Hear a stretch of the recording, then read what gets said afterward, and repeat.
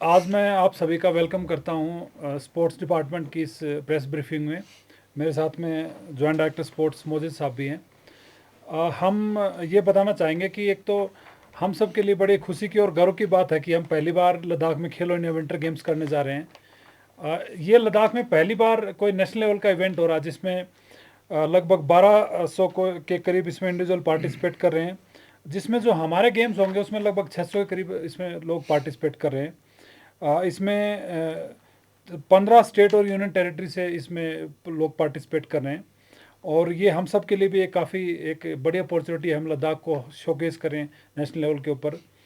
जो न सिर्फ विंटर स्पोर्ट्स में, बाकी विंटर टूरिज्म को भी इससे बढ़ावा मिलता है, जिससे कि हम अपने टूरिज्म को भी हम आगे लेके जा सकते हैं।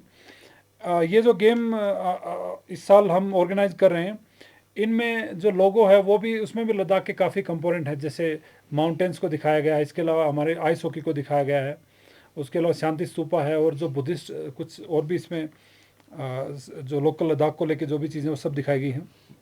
इसके साथ में जो मैस्कोट है वो काफ़ी इसमें इम्पोर्टेंट है, क्योंकि किसी भी गेम्स का मैस्कोट उसका मेन सोल होता है। तो मैस्कोट में स्नो लेपर्ड को इसमें मैस्कोट चूज़ किया गया है, दोनों जम्मू कश्मीर और लद्दाख के लिए।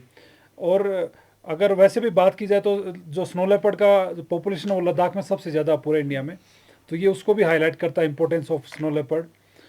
ये भी उसका एक इम्पोर्टेंट पार्ट है। इसके अलावा इसको लेके काफ़ी तैयारियां की गई एडमिनिस्ट्रेशन की तरफ से। एग्जीक्यूटिव कमेटी का निर्माण किया गया जिसमें ऑनरेबल एडवाइज़र उसके चेयरमैन हैं और बाकी जितने भी सेक्रेटरीज हैं। तो उसको लेके काफ़ी उसमें मीटिंग्स की गई हैं, इंस्पेक्शन टूर किए गए हैं।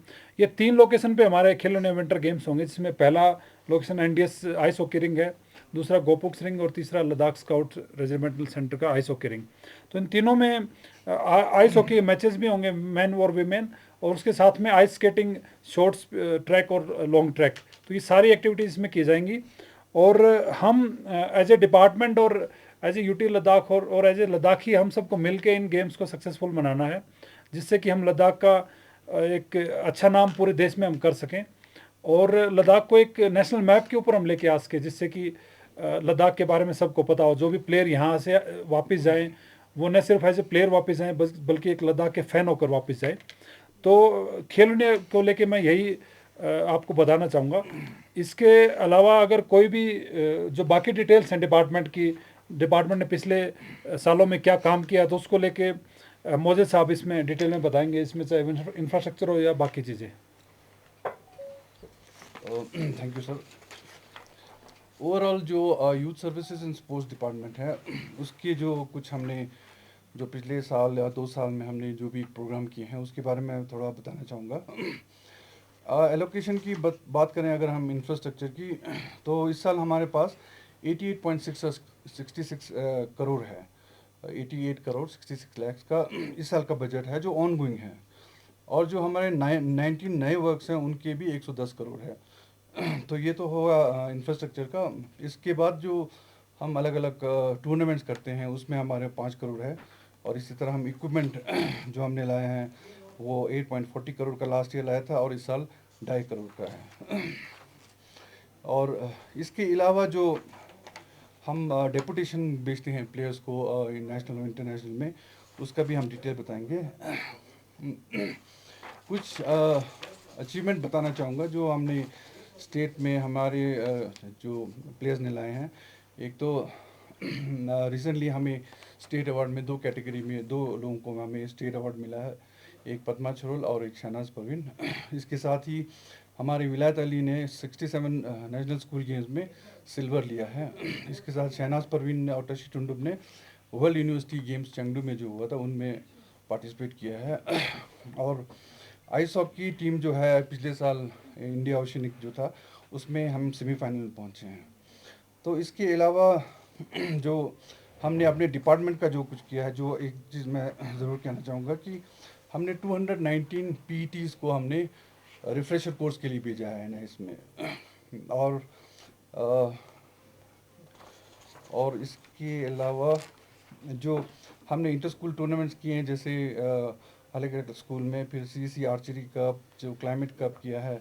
और इक्विपमेंट में हमने आइस हॉकी का इक्विपमेंट लाया है, आर्चरी, माउंटेनियरिंग और फुटबॉल, स्नोज की, वेट लिफ्टिंग। और inline roller skate, speed skating, ये सारे इक्विपमेंट भी हमने परचेज करके डिस्ट्रीब्यूट कर रहे हैं। इसमें मैं और भी ऐड करूंगा, इसमें हमारे जो लद्दाख आईएसओ की टीम है वो अभी काजा में जो नेशनल्स हुए थे उसमें पार्टिसिपेट किया था, और उसमें हमारी टीम ने पहली बार 15 साल में उसमें चैंपियन बनी। उन्होंने इंडियन आर्मी की टीम को भी हराया और लद्दाख जो आईटीबीपी है उसको भी हराया। तो ये दिखाता है कि हमारी जो टीम्स है वो काफ़ी मतलब अब नेशनल लेवल पे भी और काफ़ी अच्छा परिणाम लेके आ रही हैं। और हमें उम्मीद है कि इसी तरह से जो भी हमारे गेम्स होंगे, हमारे बच्चों को अगर अच्छा मौका मिलेगा तो हम और भी इन चीज़ों को हम आगे कर पाएंगे। तो हमारी तरफ से, डिपार्टमेंट की तरफ से जो भी सपोर्ट रिक्वायर्ड है प्लेयर्स को, चाहे वो इंफ्रास्ट्रक्चर की बात हो, इक्विपमेंट्स की बात हो, ट्रेनिंग्स की बात हो, या बाहर टूर्नामेंट में जाने की बात हो, तो उसमें हम पूरा सपोर्ट करेंगे। और इसी में मैं ये भी ऐड करूँगा कि हमारे 5 छोटे खेलो इंडिया सेंटर अभी चल रहे हैं लद्दाख में, और एक सेंटर ऑफ एक्सीलेंस जो यूटी लेवल का होगा जिसमें हर स्पोर्ट्स का जो फैसिलिटीज़ होंगी उसमें, और उसमें न्यूट्रिशन कोच भी होंगे, स्ट्रेंथनिंग कोच भी होंगे, और बाकी जितने भी हमारे प्रोफेशनल सपोर्ट है वो पूरा हमें मिलेगा। तो वो भी एस्टेब्लिश होने जा रहा है, मुझे लगता है कि हम समर से उसको स्टार्ट कर पाएंगे। तो अपनी तरफ से लद्दाख में हमने काफ़ी कोशिश की है सीएसआर सपोर्ट लेने के लिए। तो रॉयल इनफील्ड ने हमें आइस हॉकी में सपोर्ट किया, जिसको लेके हम 2042 ओलंपिक्स के लिए हम तैयारी कर रहे हैं। उसी के साथ में फुटबॉल एक काफ़ी पॉपुलर स्पोर्ट्स है लद्दाख में, तो उसको लेके अभी हमारे पास में जे बैंक से हमें कंफर्मेशन आया कि जे बैंक एक फ़ुटबॉल अकेडमी एस्टेब्लिश करेंगे, जिसमें हमारे जो प्लेयर्स को वो आगे जॉब्स में भी हेल्प करेंगे, जिससे कि जो भी अच्छे प्लेयर होंगे। तो वो भी एक अच्छा स्टेप है। इसी तरह हम आइस हॉकी को भी हम एकेडमी के सूरत में लेके आने की कोशिश कर रहे हैं। तो हमारी तरफ से कोशिश है कि जो भी गेम्स हैं, जो भी प्लेयर्स हैं, वो बेनिफिट उठा सकें। और क्योंकि हमें स्पोर्ट्समैन को एज ए कंपटीशन के अलावा हमें ये भी देखना है कि जो स्पोर्ट्समैन होगा वो एक अच्छा फिट अगर होगा तो वो लाइफ में भी मतलब अच्छा काम करता है। तो सोसाइटी के लिए यही मतलब सबके लिए फ़ायदा होता है। तो मैं यही कहूँगा कि डिपार्टमेंट की तरफ से पूरी तरह हम कमिटेड हैं जो भी स्पोर्ट्स की रिक्वायरमेंट है उसको लेके। और जो भी इसमें आप लोगों का भी कोई इनपुट होगा वो भी हम उसमें एक्सेप्ट करेंगे। सर, नेशनल लेवल के गेम्स के चलते किस तरह की फैसिलिटीज अपग्रेड किया है? नेशनल लेवल गेम्स को लेके हमारी स्ट्रेटजी ये है कि एक तो जो यूटी लेवल पे जो भी फैसिलिटीज़ हों हमारी, चाहे वो एथलेटिक्स की हों चाहे आइस हॉकी की हों, तो उसमें हमारा टारगेट ये है कि वहाँ हम जो इंटरनेशनल स्टैंडर्ड्स के जो भी स्टैंडर्ड्स हैं, चाहे एथलेटिक्स के हों फुटबॉल के हों, वो हम यूटी लेवल के ऊपर हम एस्टेब्लिश कर सकें। उसके साथ में जो सब डिवीज़न है वहाँ पर भी हम जैसे ही हमारा डिस्ट्रिक्ट सेचुरेट हो जाएगा उसके बाद में हम सब डिविजन्स के ऊपर भी इंटरनेशनल लेवल की हम फैसिलिटीज़ को डेवलप करेंगे। और ख़ास तौर से जो बच्चे रिमोट एरियाज़ के हैं उनको हम कैसे मतलब पूल में लेके आ सकें, उनको कैसे हम ट्रेन कर सकें, उसके ऊपर हमारा काफ़ी फोकस है, जिससे कि बाहर के जो भी रिमोट एरियाज़ के बच्चे वो यहाँ के ट्रेन कर सकें और पढ़ाई भी कर सकें। इसमें मैं थोड़ा ऐड करना चाहूँगा, इस साल हमने 361 हमने एथलीट्स को बाहर नेशनल्स के लिए भेजे हैं और 24 डिसिप्लिन में इसी साल ही है। तो हम मतलब बच्चों को एनकरेज भी करते हैं कि बाहर टूर्नामेंट नेशनल्स में पार्टिसिपेट करें, और जो हमारा आंकड़े बताता है कि 361 एथलीट्स को हमने स्पॉन्सर करके पार्टिसिपेट किए हैं और 24 डिसिप्लिन में। सर, खेलो इंडिया एक बहुत बड़ा एक आयोजन है लद्दाख के लिए, और इस चीज़ को लेके सभी बातचीत भी कर रहे हैं। जिस तरह से लद्दाख में पहले इतना बड़ा कुछ हुआ ही नहीं था आज, तो हम ये भी समझते हैं, साथ ही में बहुत रिस्पॉन्सिबिलिटी बढ़ जाता है, क्योंकि स्पोर्ट्स को लेके अभी भी कहीं ना कहीं इंफ्रास्ट्रक्चर की अभी भी ग्रीवेंसेस काफ़ी देखे गए। स्पेशली अभी हाल ही में कारगिल में जैसे कंप्लेंट्स आए थे आइस हॉकी रिंग को लेके। तो इस तरह से सर कितना और तेज़ी से जो है स्पोर्ट्स इंफ्रास्ट्रक्चर को बढ़ाने की कोशिश कर रहे हैं, और नेशनल गेम्स जहाँ कंडक्ट हो रहे हैं वो बाहर से भी बहुत सारे बड़े बड़े एथलीट्स आप इनवाइट कर रहे हैं। तो ओवरऑल किस तरह के और आगे डेवलपमेंट्स देखे जाएंगे सर? इसमें मैं ये कहूँगा कि लद्दाख में जो भी इंफ्रास्ट्रक्चर पहले था यूटी बनने से पहले वो काफ़ी कम था हमारे पास में। जब से यूटी का निर्माण हुआ है तब से मैं कहूँगा कि एक तो जैसे हमारा इंडोर स्टेडियम ये कंप्लीट हो गया, इसी तरह आउटडोर जो फुटबॉल ट्रैक हो वो भी कंप्लीट हुआ है। करगिल में भी हमारा सिंथेटिक ट्रैक कंप्लीट हुआ है। इसके अलावा करगिल में भी इंडोर जो फैसिलिटी उसके ऊपर काम स्टार्ट होने वाला है, और आइस हॉकी का भी काफ़ी हमने डेवलपमेंट किया। लेकिन फिर भी मैं ये कहूँगा कि यहाँ जो चैलेंजेस हैं हमारे सामने, चाहे वो क्लाइमेटिकल चैलेंजेस हों या डिस्टेंस के हों या सीज़न के हिसाब से काम ना हो, तो थोड़ा टाइम हमें ज़्यादा लग रहा है जो प्लेन्स में जो काम होता है उस हिसाब से। लेकिन हमारा फोकस यही है कि हम जो जहाँ तक मुझे लगता है एज ए स्पोर्ट्स सेक्रेटरी कि अगले 1 साल में हम जो पेंडिंग वर्क्स हैं उनको हम कंप्लीट कर पाएंगे, उसके बाद में हम नए काम अब स्टार्ट करेंगे, क्योंकि पेंडिंग वर्क्स जब तक कंप्लीट नहीं होगा तब तक प्लेयर्स को फ़ायदा नहीं होगा। हमारा फोकस यही है कि एक तो क्वालिटी मेंटेन और दूसरा इंटरनेशनल स्टैंडर्ड का हम डेवलप कर पाएँ।